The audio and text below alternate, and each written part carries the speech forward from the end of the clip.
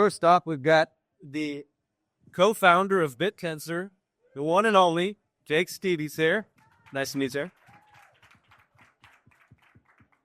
I'll go down the row, but we're definitely going to start with you, the man of the hour. Stefan Cruz from Macrocosmos. Stefan is the smartest guy in the room with a PhD in subatomic something or other. What is that anyway? The quantum particles didn't like that answer today. That's right. And Robert Myers from Manifold Labs, CEO. Definitely an OG. Got some questions for there. So welcome. Thank you very much. Thank you, Robert. Thank you. So let's start from the top. Let's go to the beginning and kind of work to today and then even jump into the future. So, Jake, where did you even come up with the idea to do this whole decentralized AI meets crypto? Like, you just kind of woke up and the book fell off the shelf and hit you in the head. Like, what happened? No, so I was it's kind of a totally different world, but I was building brain chips for DARPA using memristors. And memristors it's basically circuit components where you can train the circuit component by flowing electricity through. And basically, I had a mentor who worked with the DARPA through the DARPA Synapse program, and he taught me that there was a way to compute with electricity. And at that time, I was learning about Bitcoin, and it seems so clear that if we can compute with electricity, we can also compute with money. It's like we can build monetary computers because money is an abstraction of electricity.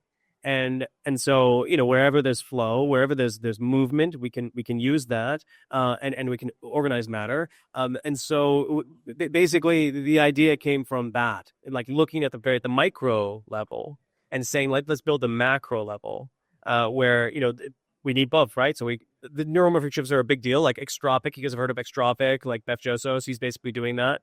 That was me in a previous life. And I thought, hey, like, let's apply it to computing with artificial intelligence.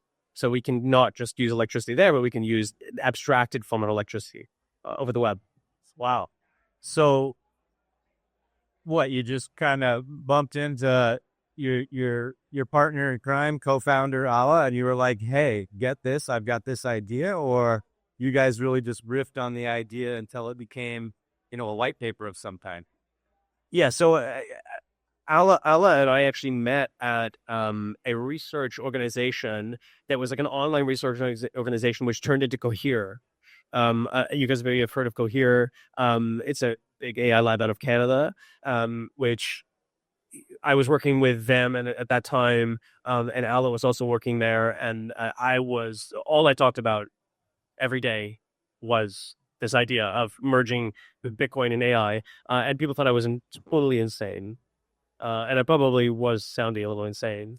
And so, yeah, he had similar ideas, and we met up that way. And that's history. That's awesome. Yeah. Good stuff. Good story. So then, as you expanded on the idea, expanded on the team, somewhere along the line, Robert, you came into the mix, and you were brought into, OTF and one of the original miners, right? So some people tell me you're one of the first. So tell me about how you went from getting to know Const and jumping into this to running one of the greatest subnets yet. Well, thank you for saying that about my subnet. No, so I was doom scrolling GitHub, as you do. Well, I think there's a lot of really interesting projects that like die out there, and like a lot of really good ideas that just never get over the finish line. And one of the things that really attracted me to Bittensor at that time in November of 2020 was the fact that it was OpenTensor/Bittensor. I was like, yo, this is kind of legit. I looked at it in November of 2020. It still needed some work, right? But I kept my eye on it. I kept on coming back to the GitHub page. They launched the Discord in like January or February. I think I joined the Discord in February of 2021. And yeah, I started mining it with my college buddies, and then got to know Jake and Ola really well, and yeah, joined OTF, and they used to call me the cheerleader. That was like my role at OTF was to be the cheerleader, and then I think that I've tried to contribute as much as I can, in a positive way. I mean, he did dump the token at 25 cents. To be fair, though, it was to Francois, who was a total stud. So That's hilarious. Okay, so then we get subnet 1, and Crux, you coded pretty much all of subnet 1, right? I don't think that's categorically true. When I joined OTF, these guys were already coding with these guys was kind of you just log in and watch them code for half a day, and occasionally you make suggestions like, "Hey boys, can we try this?" Eventually, I would say they both got distracted with bright shiny lights, and I ended up doing subnet 1 from that point onwards is probably the fair account. That's fantastic. So you get mixed up with these guys. You get stuck with the tail end of the work. Talk to how that morphs into multiple subnets. Tell us a little bit about how you got, the launch of Macrocosmos with Will and the 11 subnets you have today. Yeah, absolutely. So I guess my entry into Bittensor was very much through the AI path and not through the crypto path at all. So while Kara was doom scrolling GitHub, I was doom scrolling LinkedIn, and I found my way to the project that way. And I remember seeing a podcast with Jake and Ada speaking about the Bittensor big picture dream. And as an AI researcher, I thought it was fascinating to think that you'd be able to train the next generation of large models that could shape humanity using the blockchain as sort of a substrate for that. It seemed almost poetic. Whether or not it would work would have remained to be seen, but I was kind of sold on the vision at that point. So I joined OTF. I worked with them on Subnet 1, which is all about language models. But for me, the opportunity was kind of bigger than that. And for those of you that are coming to Bittensor today, you can see there's 128 subnets conquering all of these different domains. They're kind of swallowing up different crypto projects wholesale. They're just, at some point, most crypto projects just look like a subnet, instead of the other way around. So what really matters to me and what I wanted to do in my career was figure out how to build really powerful flywheels within AI, tools that enable the acceleration process to increase. So Macrocosmos was born of this idea when it was possible to build new subnets. I wanted to see if we could basically create an entire supply chain for AI within Bittensor. Everything from scraping data at scale to pre-processing that data, making it available as training data, then training these large models and ultimately serving them to customers. So that was really the sort of modus operandi for Macrocosmos from the beginning, was an experiment to see, could we do this kind of foundational research on an entire supply chain of AI within Bittensor as an ecosystem. Very cool. So who's got the best flywheel? I think that's yet to be determined, actually. I think while we're seeing a lot of promising growth amongst the subnets right now, whether that's on revenues or user counts or utilization, I think that there's still we're not as close as I think we'd want to be yet, right? There's still a lot of work to be done. It's definitely not time to pack it up and say we've won yet. And so I do think that there's a lot of really interesting innovations that are always coming out of Church of Brow. For those who don't know what Church of Brow is, it's like the it's not an organization, it's a collection of people that work on the protocol. And for example, like something that's super interesting to me right now is like the idea of merging subnets. I think that merging subnets would be very interesting because then we can really bulk up. I think that a lot of the top subnets have reached product market fit, and now it's much more about scaling. Not a subnet hasn't reached. Zippy I guess has 8 million users, but outside of that, right? Like I think the next one's like 500K. So how do we get to 10 million, 100 million, a billion users using that sensor? I think that that's kind of where we're at now, that we've reached product market fit. Gotcha. Interesting. So what is Bittensor missing? You've got inference, you got compute, you've got things that have nothing to do with AI whatsoever. What are we missing? What's next? What we've seen over the last 6 to 10 months is the success of subnets that like Ridges, which actually I will mention it came from you. Oh, yeah. Bit agent is actually the precursor to Ridges. Where we originally thought that all of the subnets would look like decentralized infrastructure plays, compute, inference, right, storage. But what we discovered is that we didn't just have to do that, right? We could mine a Python file for different optimizations, and what I see on the horizon is that we expand that to basically any type of intellectual work that we can verify. And that's more than just, sweet bench and inference speed. That's also things like chip design or robotics, right? Or even like city planning. If there's a way of measuring it, we can put it on Bittensor. And like, I think those two first ones are the ones I'm really excited about. Like where's Bittensor's first chip designing subnet, where people come in and they focus on like building ASIC, and they make it open source, and actually we can focus on these problems in both like as an open source and a closed source way that traditional companies can't. So we might be able to actually break that field as well. And then obviously with robotics, it turns out that that's actually a digital process. A lot of it is simulation. There's the physical hardware, but a lot of it is also just running thousands of simulation. The same thing for self-driving. We can have those teams come on and build those niches. While we're also looking for new subnets that take on these niches, we're seeing that some subnets of Bittensor are becoming abstracted themselves. So like Ridges was an innovation, but now we have like the innovation of the innovation. We have the people that are like, well, okay, Ridges is just like one aspect of the 10,000 things that we're building. Subnet 1 is going this direction, and hopefully I didn't spoil your surprise. But like what they're doing is very similar to that. It's like, okay, hey, let's think even deeper about how we can structure this. And okay, well, chip design is just one small thing that we run on the subnet. In the same way that we've got to the point with on my subnet on Affine, all of the RL problems, instead of just focusing on one, we can think of how can we focus on all of them at the same time.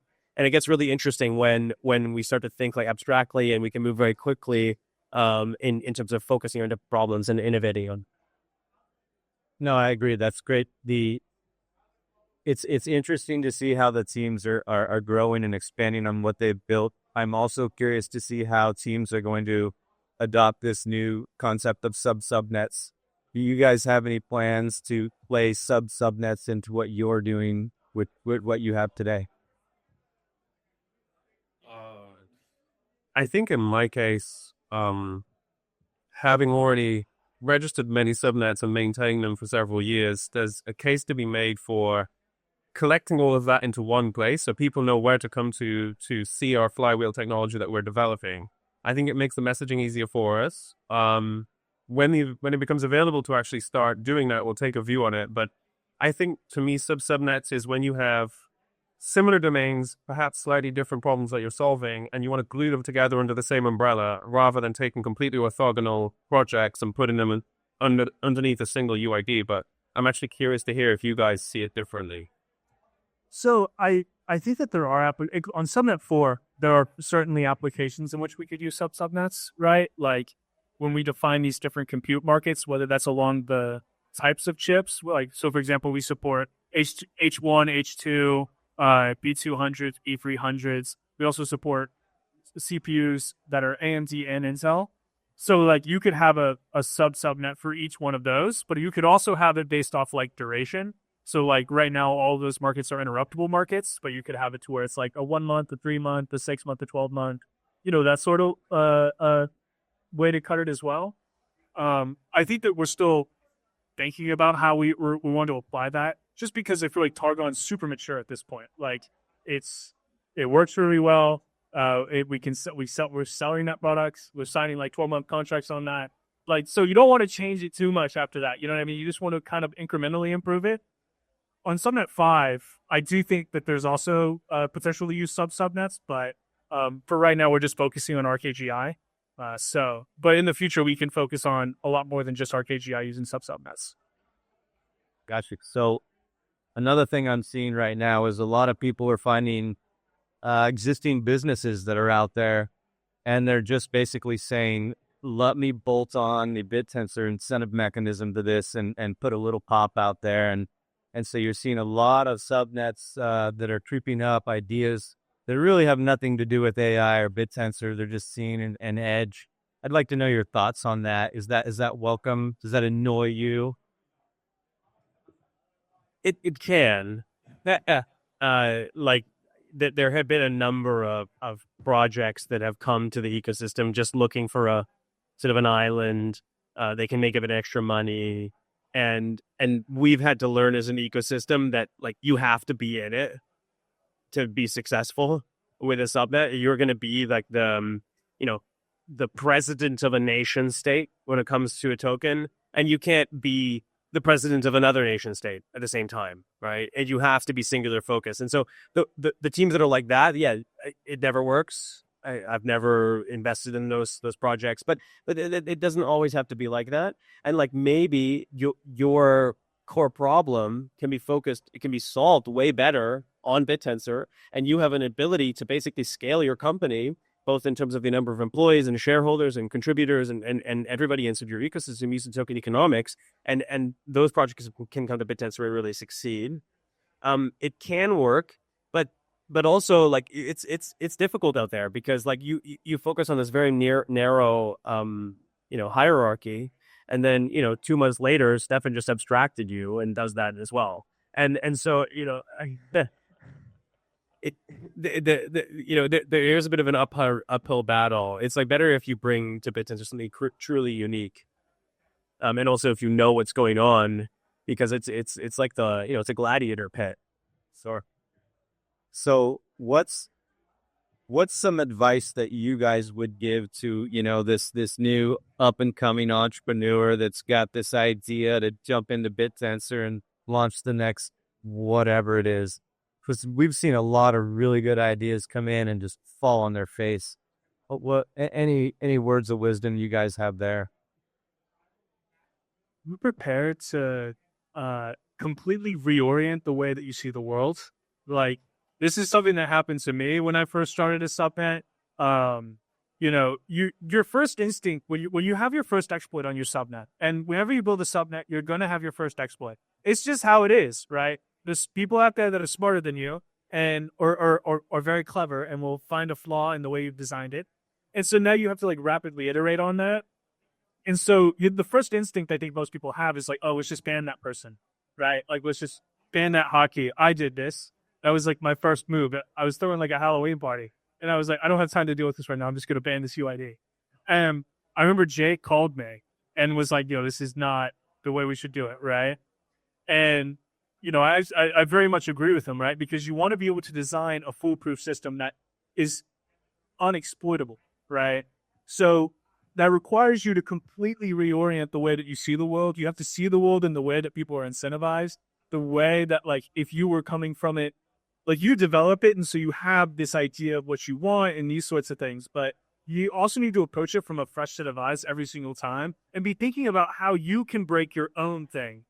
And so that's what I would recommend is like be prepared to, once you've gone through that change though, it completely changes the way you see everything, not just in Bittensor, right? Like the way you approach everything in life afterwards. Like it's like going to college almost, right? So it gives you an education in the way that the fundamentals of nature work, Yeah, perhaps just adding to that, I completely agree, by the way. The module for red teaming was installed in my brain after a couple of years in Bittensor.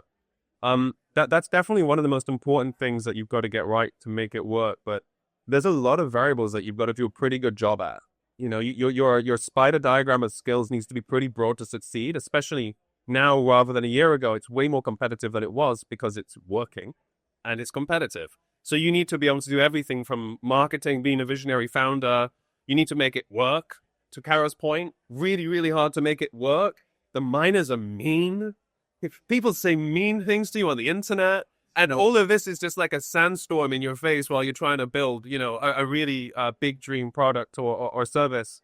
And then that can be disheartening for some teams, but the opportunity is really big as well. And I think that if you don't see the red teaming exercise as a bug, but as a feature, you're effectively fortifying your idea. You're red teaming your own idea, which is something that a lot of startups out there don't really have to do. And then sometimes that can really hit you hard in a nasty place at some point later in the business's lifetime. So you can actually harness that and actually make it better because of it. Completely agree there. And change is it's inevitable. We look at where we started and where we are today, and man, have we come a long way. I mean, if you had something to say there, go ahead. If you've ever trained the neural network, right? If you've done research in ML, there'll be like thousands and thousands and thousands of failed experiments where you throw this objective function with this architecture and this data, and all of a sudden your entire neural network is having, not a number, like it's nanning out, and it explodes, and it goes to you run it again, and you run 30 of them. Maybe you run 1,000 experiments, and you change this hyperparameter, you change that hyperparameter, and you just kind of get used to looking at failed experiments. You actually get so used to looking at failed experiments that when the experiment goes well, you'll be like, no, something's wrong for sure. No, this was really bad because it looks like I'm doing good, but I know I failed this. Yeah, those are the worst. And there was actually like this hit piece that was written on us a little while ago. Just recently it came out in the Swedish TV, and they were like, miners exploit decentralized network, and it was like from 2.5 years ago. This event occurred back when we thought that like exploit was really bad. Now it's just like, oh, there was an exploit today, like we fixed it. Okay, great. Now next thing, right? Oh, great. They red teamed us, and we iterate very fast because it's like running machine learning experiments. It's like, okay, great, that failed. We didn't do that anymore. We do this now. Okay, great. This looks too good. Maybe why it's wrong. And the speed at which we iterate on Bittensor is just so much faster than what other people are iterating at in the field. I was speaking to Golem today. Golem was one of the first deep-in networks for GPUs, and he was like, "Yeah, we tried this and it failed." Well, yeah, we tried that in 2016, and then we figured out it didn't work in 2019, and then so we're doing something else now. In the same space of time, Stefan's subnet has changed mechanisms like 150 times. Right, and until it clicks, and that's just when you're, when you ask me about like where the idea came from, it's like for us, like we really see that we're working at this intersection of crypto and AI because we're really taking like artificial intelligence primitives, like running experiments with loss functions decreasing, and then sometimes it doesn't work, and then you change it and you architect it. We're taking those primitives and putting it into crypto, and so we think about it like machine learning engineers when we're building mechanisms, rather than these like immutable things that we build in Rust and we run on the blockchain and it's a smart contract and it can never change. We're changing them all the time, and that's what makes us that allows us to move very quickly, and that's why we've gone from the first subnet on Bittensor, schmucks like this can mine it, and sorry, Ron, I'm just kidding. To now like every single person on the stage, maybe except me, can mine. I'm just kidding. No, definitely not me. I haven't mined in years. Can't really even mine the subnets, right? Because they're so sophisticated. A lot of failures is the fastest way to success, for sure. Yeah, we live that. It's changed our personalities. So we got to wrap this up. I'm gonna go final question. We're Q4 now, Q4 2025. So let's go. 27 months in the future, we're hitting 2028. What does Bittensor look like? How many subnets? What are we most excited about? Maybe just start with Carl and come back to me. I'm really excited to see how the detail market plays out. The more I think about it and like analyze it, the more interesting and exciting it becomes. When I first saw detail, I like hated it.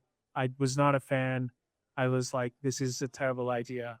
And I've changed my position like back and forth over time, right? Like, I felt very differently about it this morning than I feel about it right now, I'll be honest, right?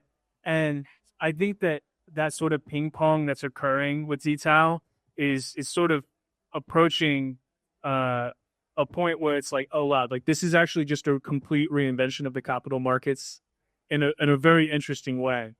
Like I describe subnet tokens as exotic derivatives, and I said this to someone on a call the other day, and they were like, "You can't call it an exotic derivative.